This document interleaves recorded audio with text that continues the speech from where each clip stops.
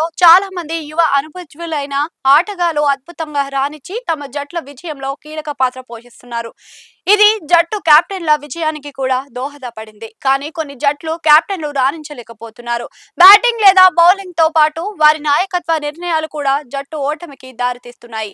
కాబట్టి ఒకరిద్దరు కాదు, ఏకంగా ఐదుగురు కెప్టెన్లు తమ పేలవ ప్రదర్శనతో జట్టుకు భారంగా మారుతున్నారు.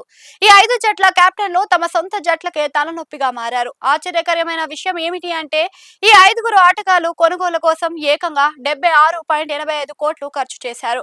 అయినప్పటికీ వారు ఆశించిన స్థాయిలో రాణించలేదు. కేకేఆర్ కెప్టెన్ అజింక్య రహానే కూడా పేలవ ఫామ్ తోనే బాధపడుతున్నారు. అతను ఆడిన 7 మ్యాచ్లలో కేవలం 152 పరుగులు మాత్రమే చేశాడు. దీంతో కేకేఆర్ ఆడిన 7 మ్యాచ్లలో ఒకదానిలో మాత్రమే గెలిచి పాయింట్ల పట్టికలో 10వ స్థానంలో ఉంది. రహానే ప్రతి సీజన్ కు 1.5 కోట్ల జీతం తీసుకుంటున్నారు.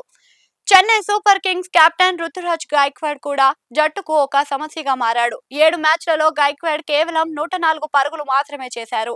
అతను ఒక సెంచరీ గాని హాఫ్ సెంచరీ గాని చేయలేదు. ప్రతి మ్యాచ్ లోనూ చెన్నై సూపర్ కింగ్స్ పేలవమైన ఆరంభాన్ని మొదలు పెడుతున్నారు.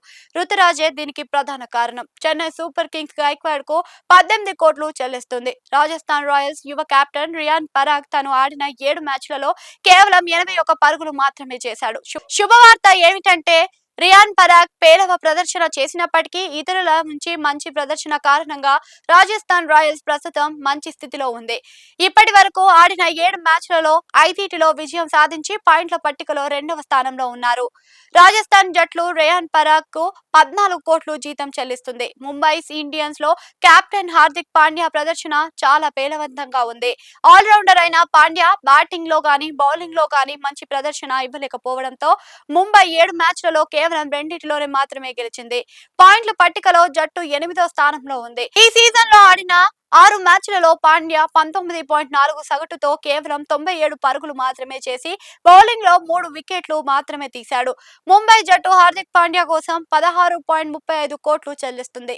లక్నో సూపర్ జైంట్స్ కెప్టెన్ గా బాధ్యతలు చేపట్టినప్పటి నుంచి రిషబ్ పంత్ కెప్టెన్సీలోను బ్యాటింగ్ లోను నిరాశపరిచారు. ఈ సీజన్ లో ఆడిన 7 మ్యాచ్లలో అతను కేవలం 147 పరుగులు మాత్రమే చేసి ఒకే ఒక అర్ధ శతకం నమోదు చేశాడు. దీని ఫలితంగా లక్నో జట్టు ఆడిన 7 మ్యాచ్లలో 5టిలో ఓడిపోయి పాయింట్ల పట్టికలో 9వ స్థానంలో నిలిచింది. 27 కోట్ల రూపాయలు ఇతనికి జీతంగా సంపాదిస్తున్నట్లుగా పంత్ ఐపీఎల్ తో అత్యంత ఖరీదైన ఆటగాడుగా కనిపిస్తున్నాడు.